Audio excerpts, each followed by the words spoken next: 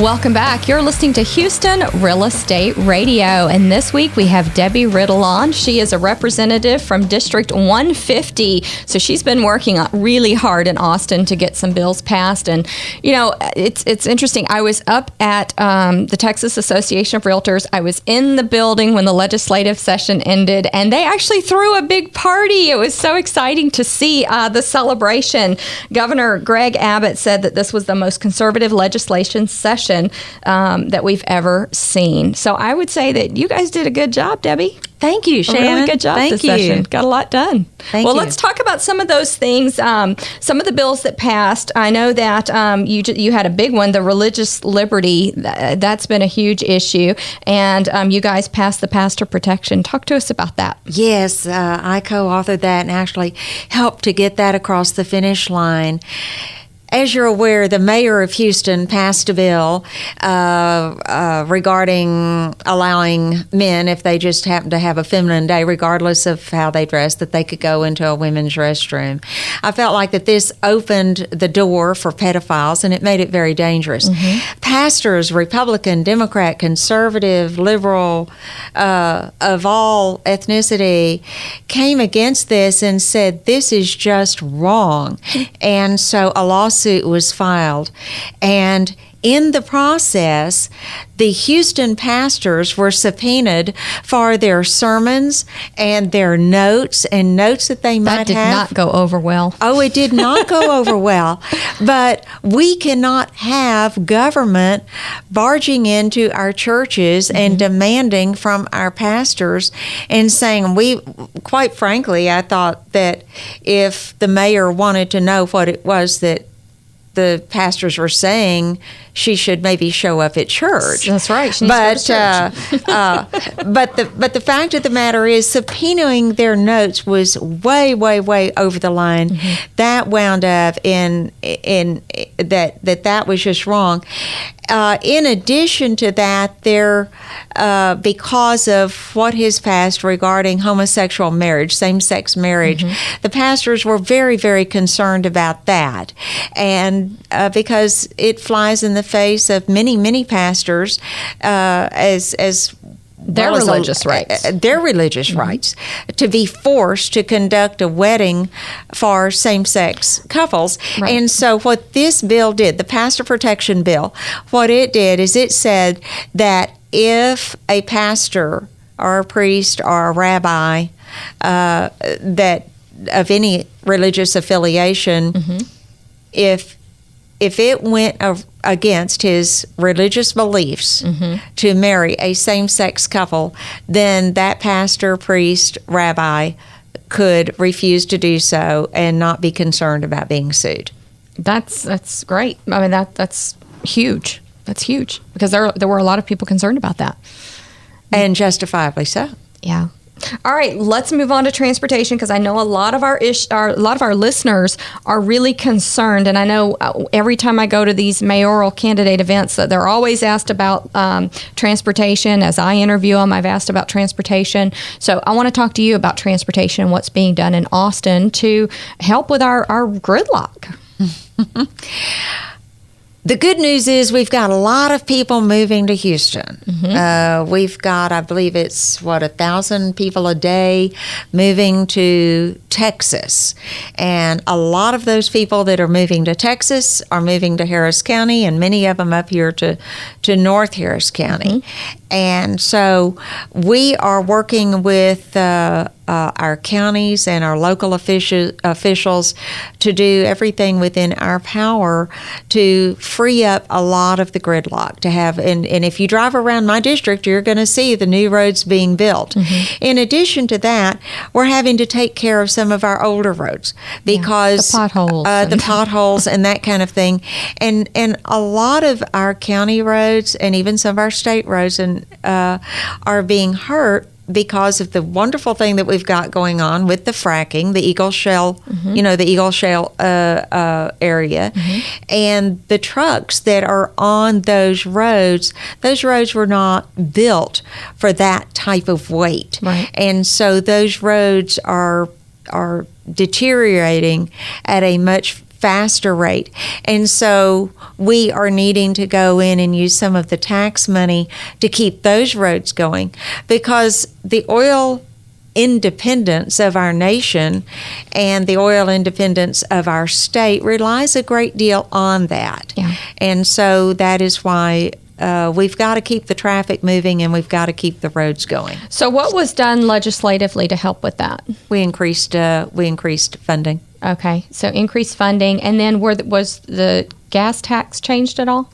The gas tax was changed so that freedom of taxation, the freedom of information regarding that if we say that we're going to tax you on your gas, and with the understanding that that goes for roads and repairs, that it cannot be diverted somewhere else. Good. Okay.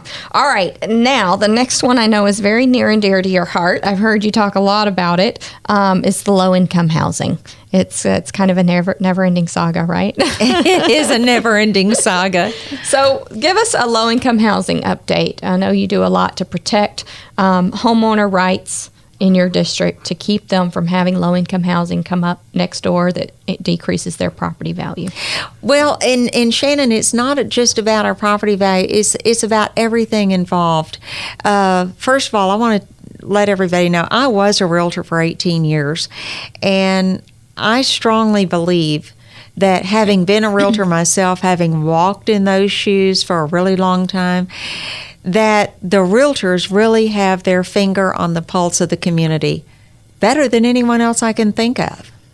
You are working with people to find their home, the largest investment they'll ever make, the place where they're going to rear their family, rear their children. They're going to be concerned about the neighborhood and the schools, and are the churches or synagogues places of worship near, what type of shopping. I can't think of anybody else other than realtors that have their finger on the pulse of the community better than the realtors. And when the government, whether it's state or federal, come in with what we call low-income housing, large apartment complexes that come in with developers being funded in large part by Texas Department of Housing and Community Affairs, then that does affect the community. Mm-hmm. It affects the community as far as our law enforcement. Yeah. What kind of crime is it going to bring in? It affects our community as far as our emergency services regarding EMS in our hospitals. It affects our communities with overcrowding of our schools potentially. The types of businesses that come in around there. And the types of businesses that may come in around. Mm-hmm. Quite frankly, the federal government could care less about our property values. And if we talk about the property values and the effect, then that is of no moment to them. Mm-hmm. They refer to it as not in my backyard mentality. So we have to look at it on these other issues. Last session, let me back up just a second. When a developer, whether they come from California, New York, or here in Texas, they have to make application with TDHCA, Texas Department of Housing and Community Affairs. In order to win a bid, it goes on a point system. And I was able to maintain our points as a legislator, because the Senate, not this past session, but one before that, actually had a bill to eliminate those points. Yeah, I remember we talked about that last time you were on the show, because that was going on then. And mm-hmm. that was going on then. And those points are so critical, because that is the voice that we have mm-hmm. to say, okay, this senior citizen one that will really be beneficial to the community and help our senior citizens, if the constituents want it, that's great. But if not, then we do have a voice. But what the federal government is now doing is taking it a step beyond that, which could potentially supersede that. And if we have a few extra moments at some point, I'd like us to delve into that, because what is going on now with the Secretary of HUD with the Fair Housing Act is anything but fair. We need to talk about that next segment. We need to talk about that. We'll be right back. Let's just get a word from our sponsors, and we'll come back and we'll talk about that, because that's interesting. I definitely want our listeners to hear about that, Debbie. We're talking with Debbie Riddle. to get a legislative update. And next segment, we're going to continue and we're going to talk about some issues going on with fair housing. So we'll be right back here on Houston Real Estate Radio after a word from our sponsors.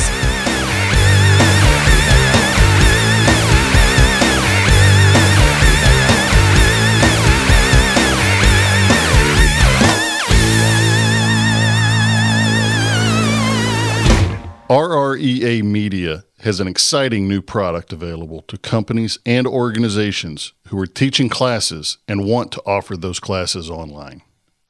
Introducing Easy Distance Learning.